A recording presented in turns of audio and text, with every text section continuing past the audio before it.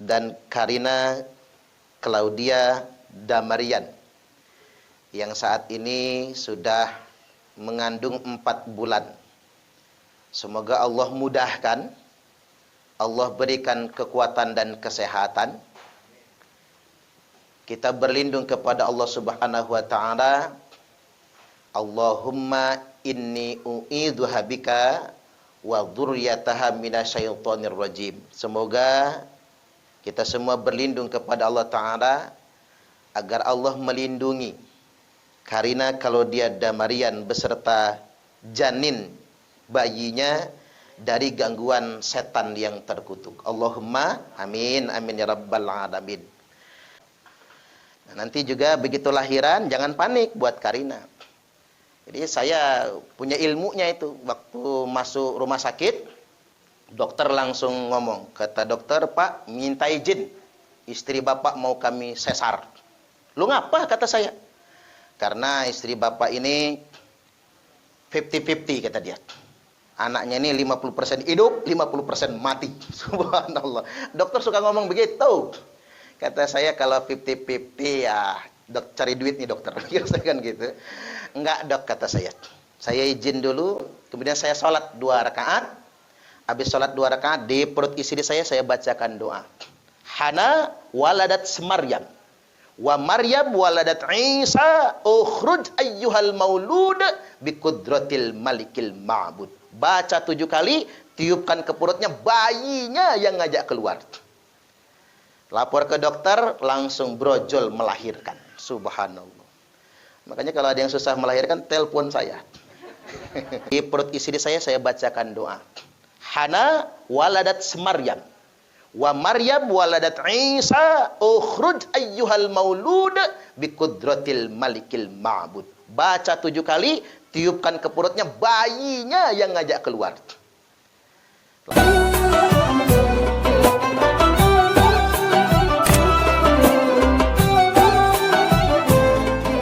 Ini di momentum 4 bulanan kehamilan Claudia Karina Damarian, kita semua berkumpul dan berdoa.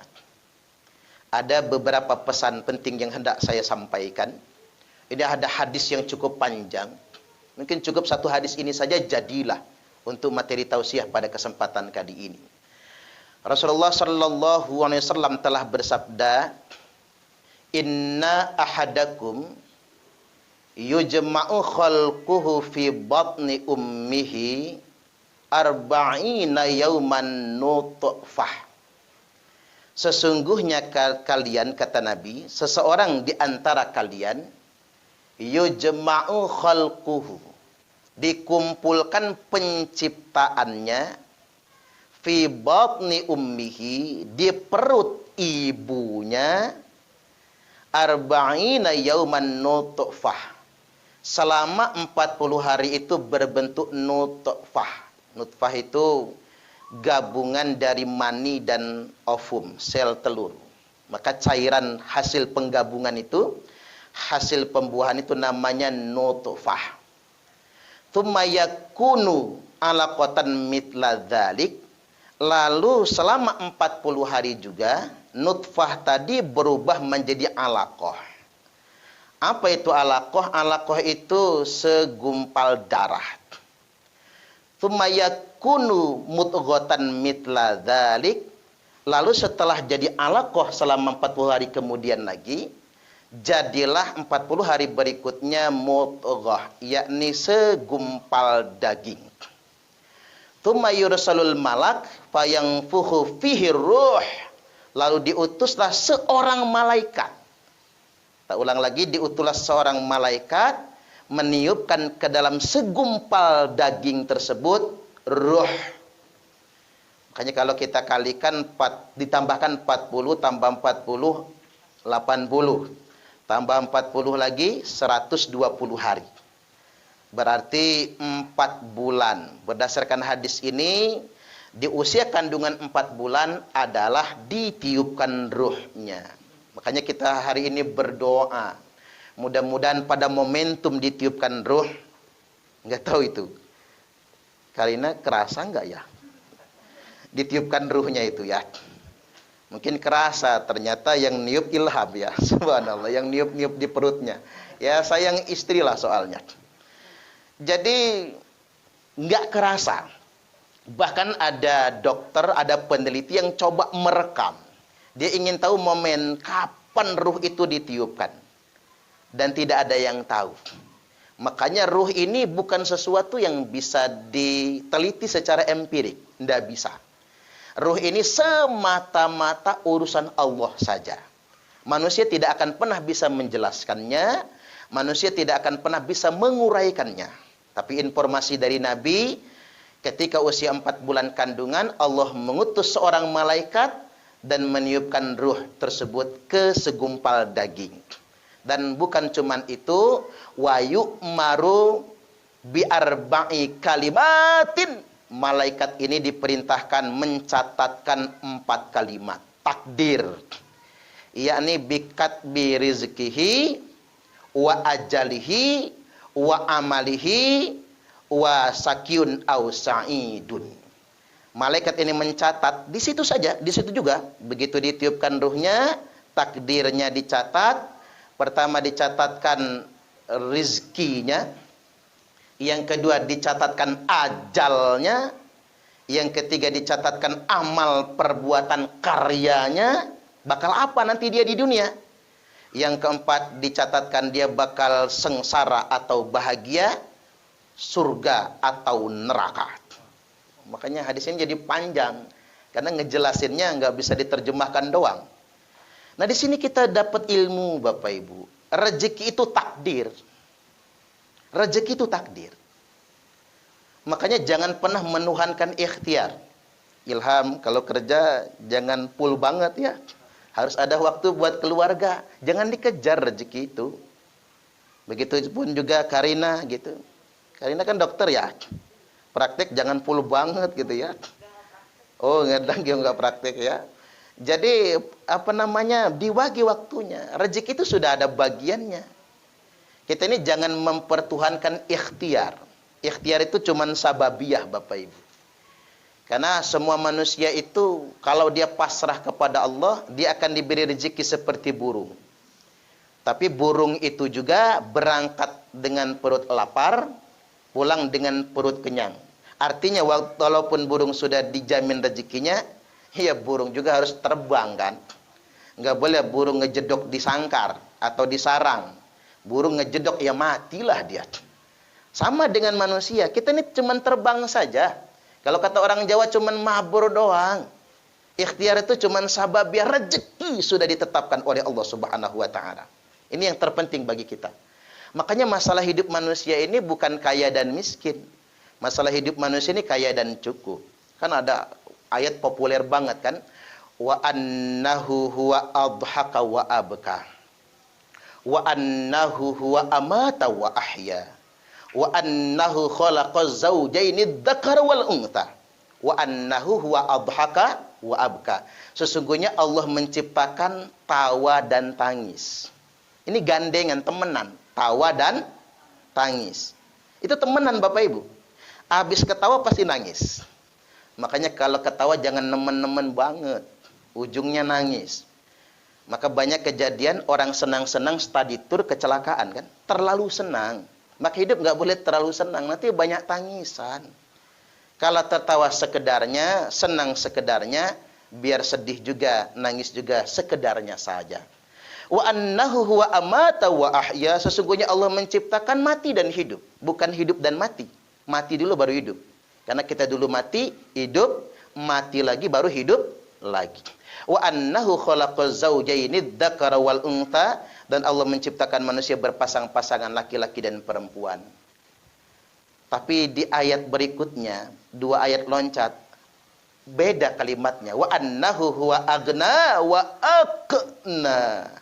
Allah menciptakan tawa dan tangis, Allah menciptakan laki-laki dan perempuan, Allah menciptakan mati dan hidup, Allah menciptakan kaya dan bukan miskin. Nah, ini kejebakan kita.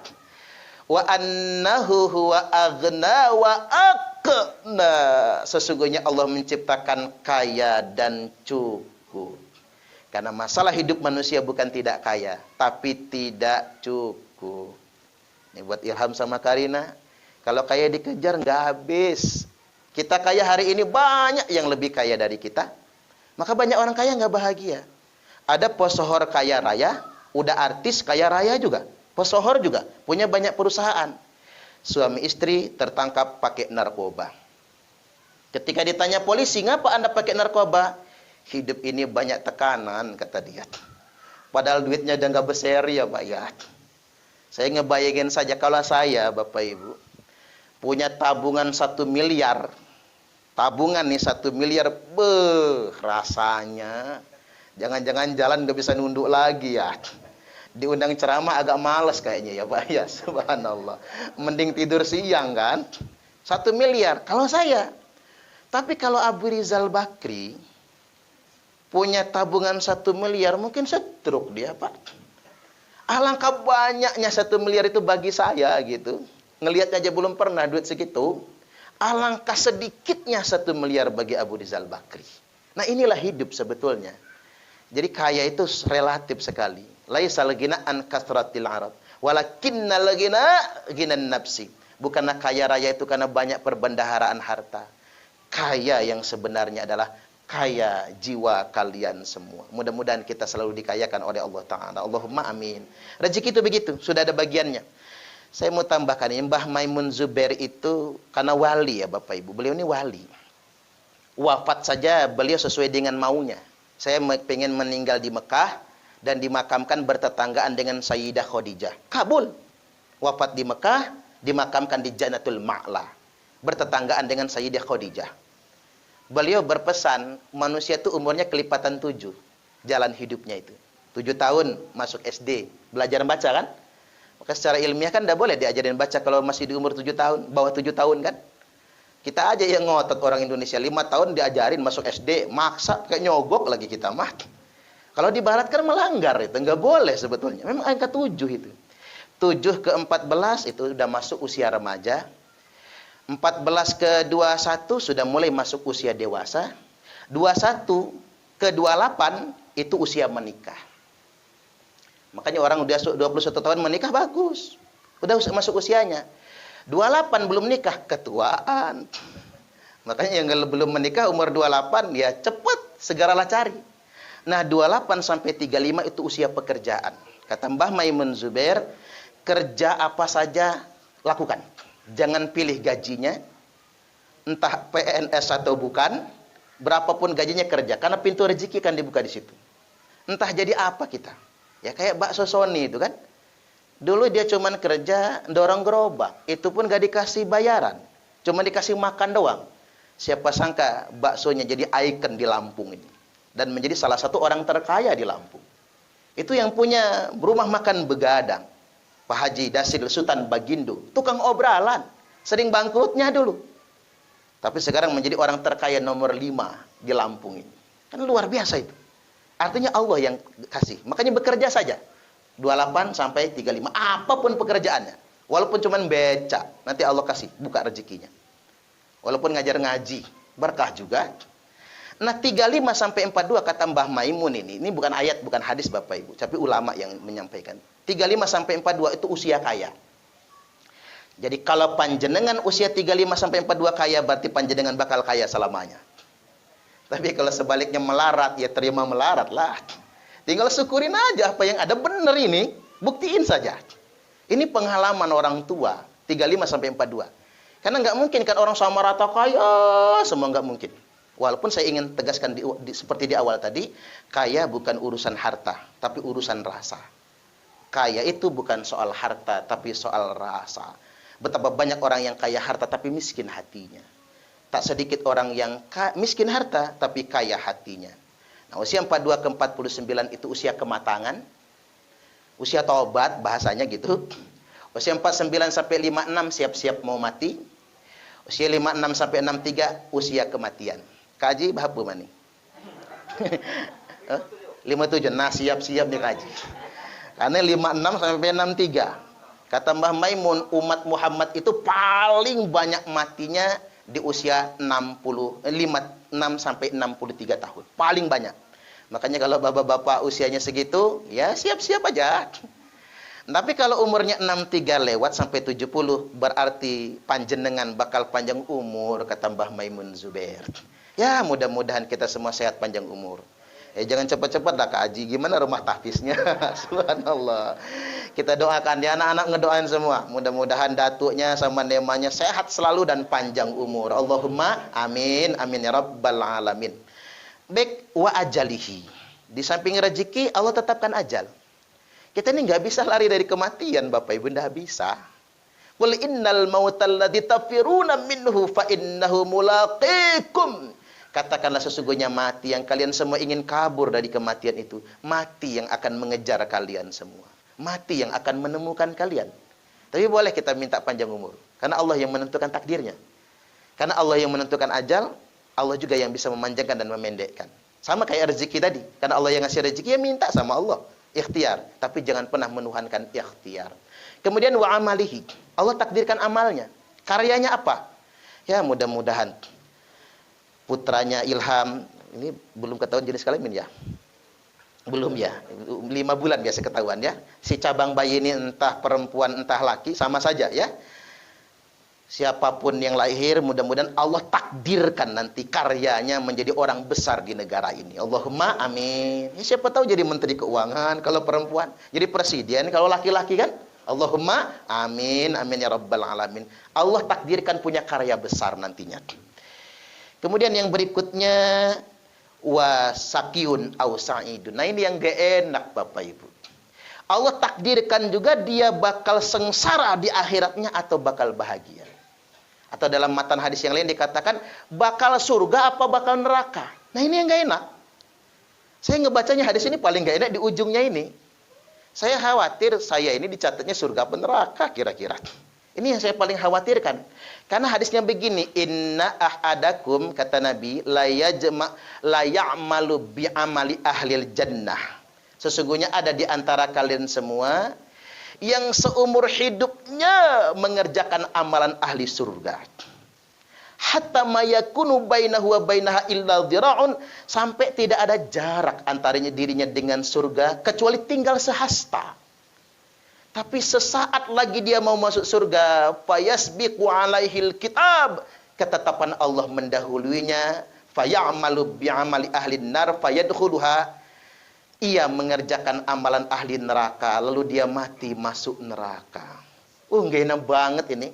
Ya mudah-mudahan kita terhindar dari golongan yang ini. Allahumma amin.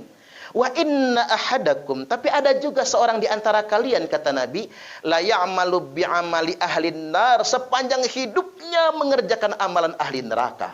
Hatta mayakunu bainahu wa bainaha illa dhira'un, sampai tidak ada jarak antara dirinya dengan neraka kecuali tinggal sehasta. Sesaat lagi dia mau masuk neraka, fayasbiqu alaihil kitab, takdir Allah mendahuluinya. Fayamalu bi'amali ahlil jannah fayadkhuluha, dia mengerjakan amalan ahli surga, mati masuk surga dia. Subhanallah.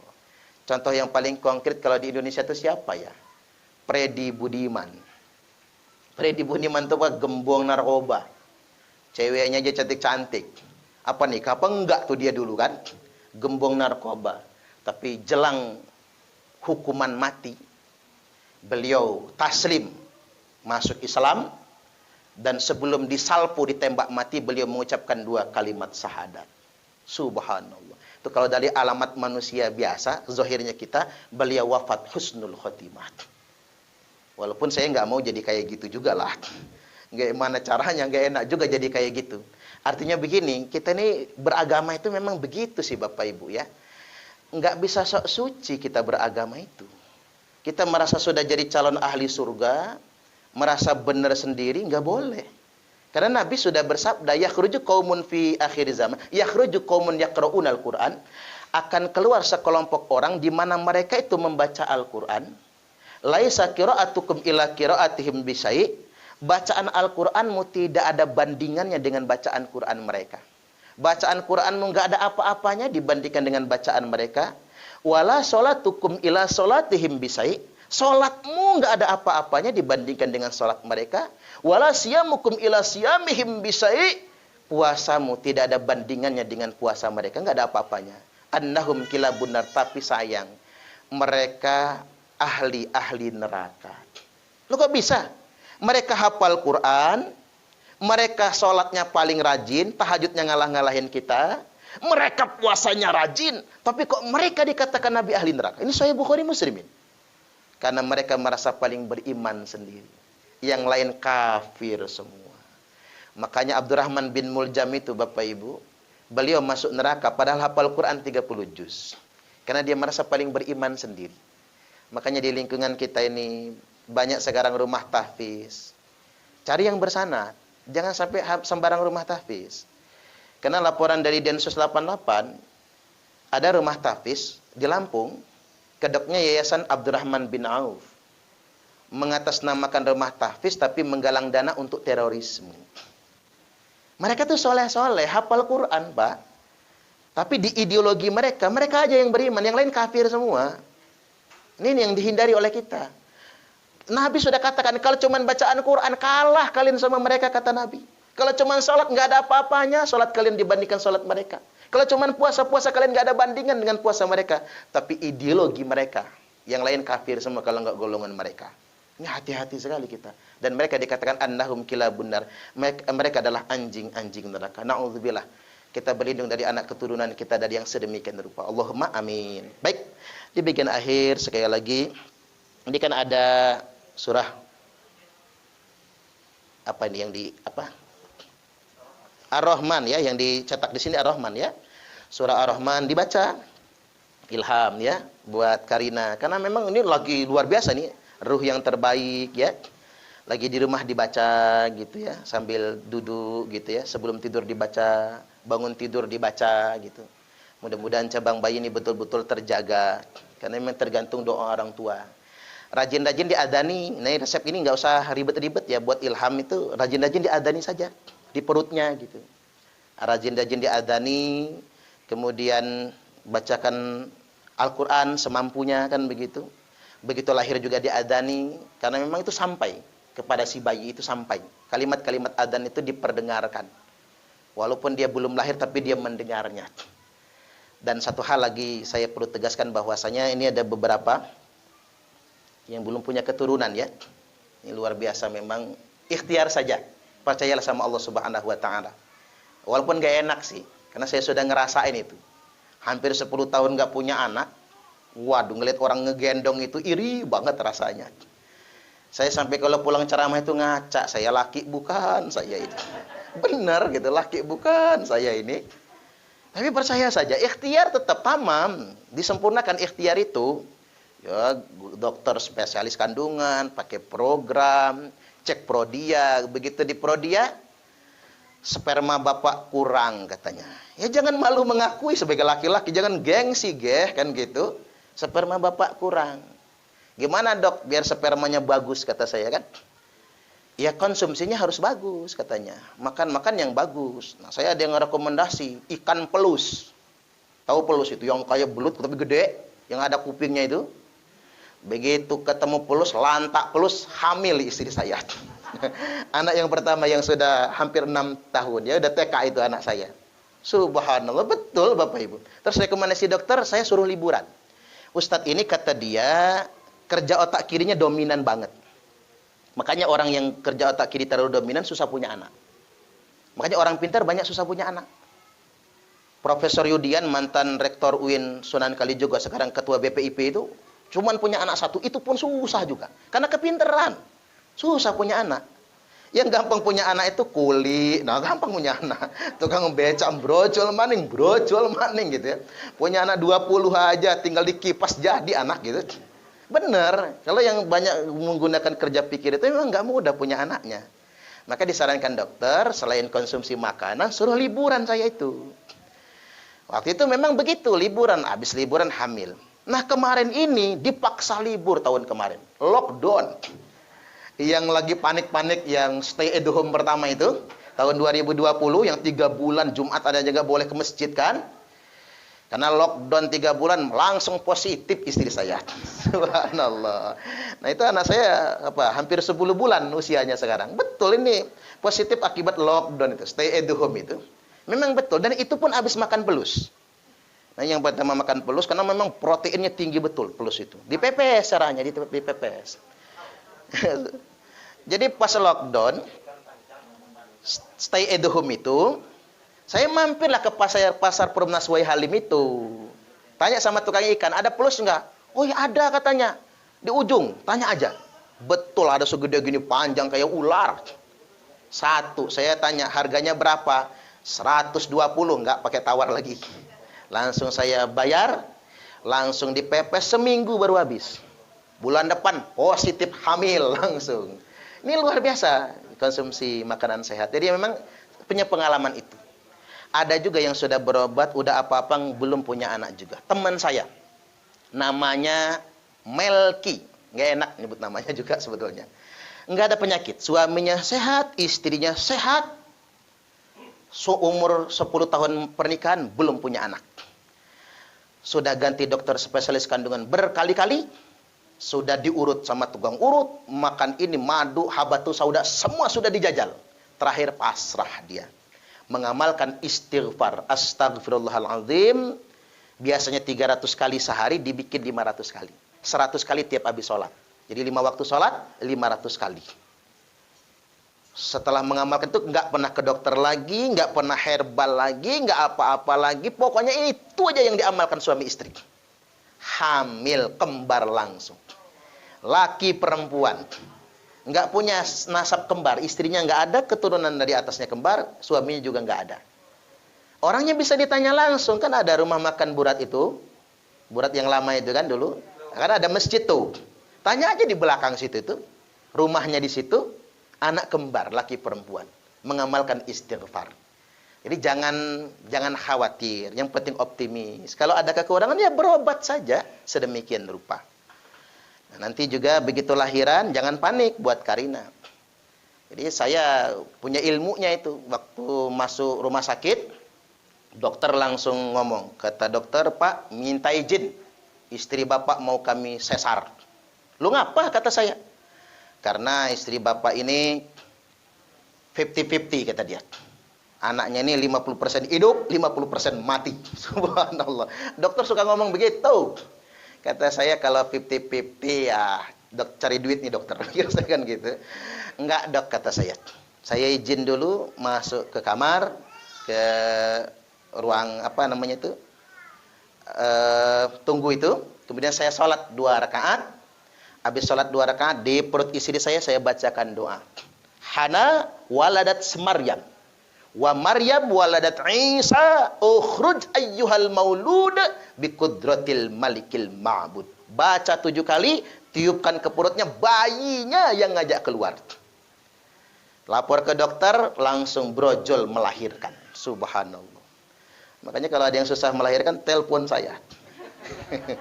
Bukan saya yang datang, bukan. Nanti ilham aja, ilham. Baca itu, sholat dulu 2 rakaat, baca itu 7 kali. Itu bacaan itu dari ijazah langsung dari Nabi itu. Hampir, saya nggak berani nyatain 100%, hampir 100% mungkin kalau sudah diijazahkan bacaan itu, insya Allah nggak ada kendala dalam kelahirannya. Jadi dibacakan, ditiupkan di perutnya, maka bayinya yang ngajak keluar nantinya. Jadi jangan dibuat panik, dibuat santai saja.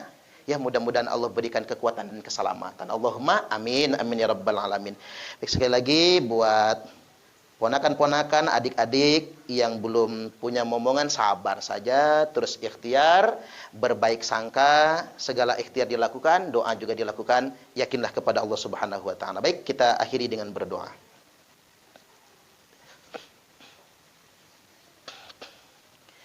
Ila hadratin nabiyil mustafa sayyidina Muhammad